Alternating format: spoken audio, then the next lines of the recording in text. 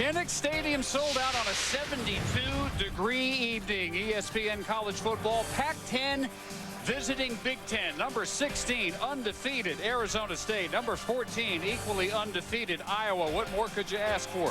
And in stereo tonight, as we welcome you to Iowa City, Dave Barnett, Bill Curry. We wish our now former colleague, Craig James, all the best as he moves into the ABC studio.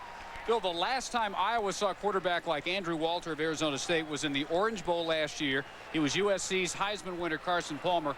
The Hawkeyes did not enjoy that experience. They're going to get perhaps a very similar one tonight with Walter. They might. Andrew Walter exploded into the football consciousness last year as he took over in the 5th game, passed for almost 4,000 yards, broke all the school records. If his receivers will just catch the ball for him this year, he can be a dominant figure in this game. On the other side of the ball, the little tailback that could, number 2, Fred Russell, will carry the load of the Hawkeye Nation squarely on his shoulders, and he'll be running behind big Robert Gallery, number 78. And that Gallery needs to have many grand openings today for the little tailback for Iowa to control the football and keep it out of Andrew's hands.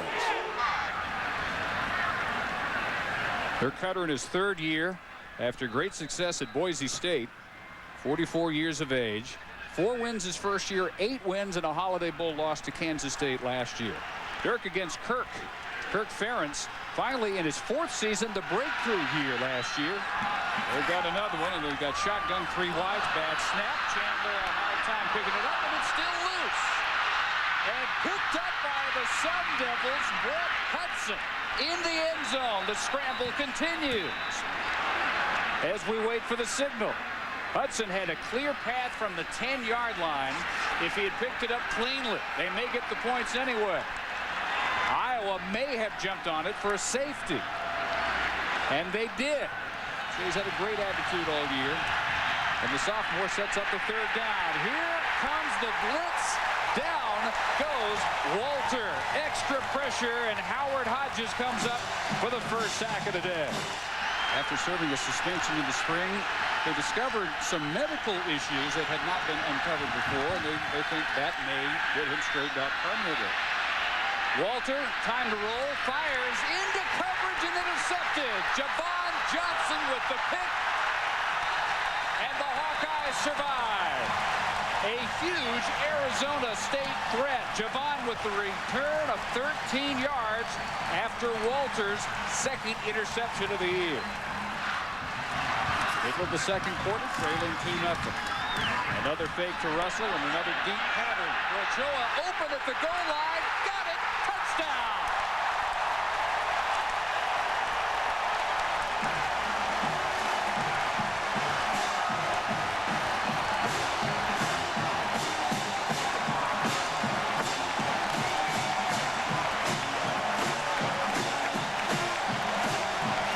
Elementary ed major. Let's see.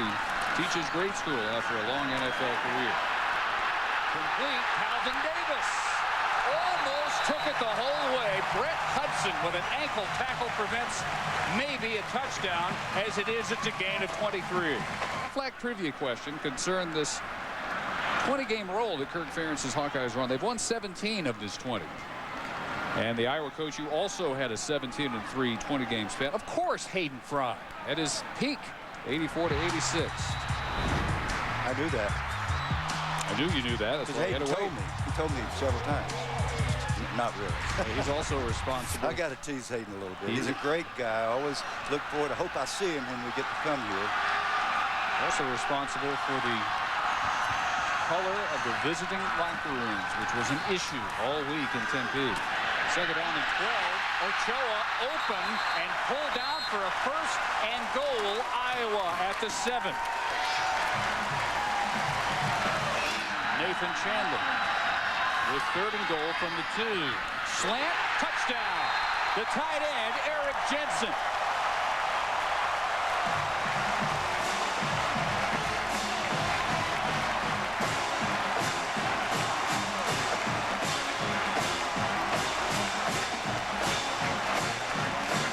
Beautiful execution at the goal line.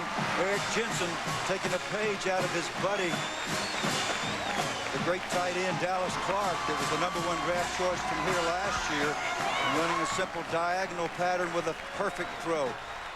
I think some courageous play calling by Ken O'Keefe down there, throwing it out in the flat. Grant Steen snaps. David Bradley holds. Nate Kading remains perfect. 14-2 Hawkeyes. Eric Jensen today has caught as many as he caught all last year, backing up Dallas Clark. And Kinnick Stadium is rocking.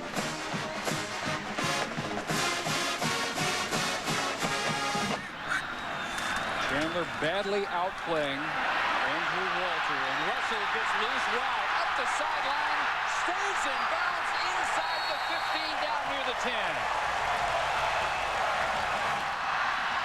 Hawkeyes with the extra tight end. Still in the eye.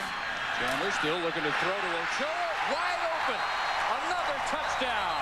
Beating Emmanuel Franklin.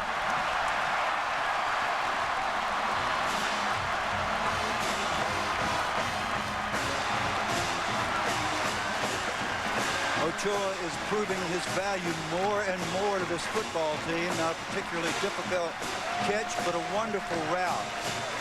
He convinced Emmanuel Franklin that he was going to the post, planted his foot, bolted back to the outside, and we'll see it again after the kick. Ochoa's third catch, second for a touchdown. Coming in, he had only 2 catches all year. Another Kading extra point, 21-2 Iowa.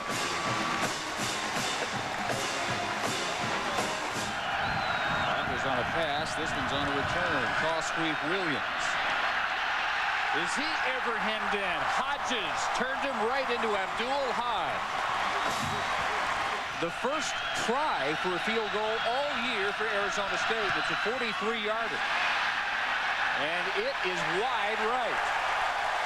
We're winning big on the scoreboard. Walter back to work though. Pump fake. Caught again for a sack. Way back at his 46-yard line. Matt Neibauer was there. Matt Roth as well. And a loss of 11. There's the defensive guru here, Norm Parker. Yeah, Norm Parker, a marvelous football coach. Got drilled on the sidelines a while ago. I'm glad to see him still up on his feet. One of the players came off. That really hurts. Arizona State will not utilize any of their last 3 timeouts, and so the Big Ten Pac-10 matchups today went this way. Iowa wins this one. Oregon knocks off #5 Michigan. Cal survives at Illinois, and Purdue buries Arizona. A big one today for the Iowa Hawkeyes, who learned a lot about themselves. Without the wide receiver who had been responsible for just about all their passing success, and against a terrific opposing quarterback, and they rush the field at Kinnick Stadium. On their way to rushing the Ped Mall a few blocks away. Iowa now 4-0, and they will move toward the top 10. For Bill Curry, Heather Cox, our entire ESPN crew. Dave Barnett, so long from Iowa City. Back to Matt Weiner in the studio. And somewhere in the melee, Heather Cox caught up to Kirk Ferentz, the Iowa head coach.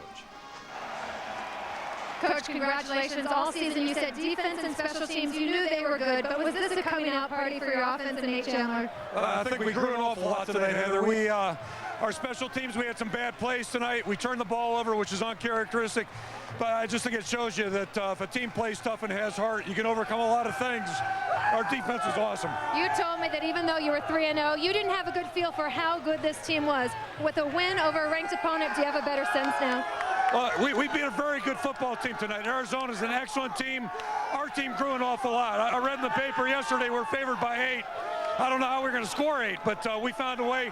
I think our guys grew an awful lot tonight. Huge question marks being without Mo Brown, but players like Ochoa really stepped up tonight. Was that the difference, the depth on offense? Yeah, we borrowed a phrase, next man in, from the Broncos a couple years back. Our guys have bought into that. A guy like Ramon Ochoa, a lot of our true freshmen have jumped in there, so a lot of guts out there. Just really proud of our guys. Coach, congratulations on a huge win against a ranked opponent. Iowa has now won 13 consecutive at home. Let's go upstairs. It's crazy down here, guys. Are we going to see Heather again? I'm worried now. She was being jostled. I'm not sure that she minded it. Didn't look good like there for a fun down second. there. Maybe everything was fine, though. She's tough. From Heather and Kirk back to Dana in the studio.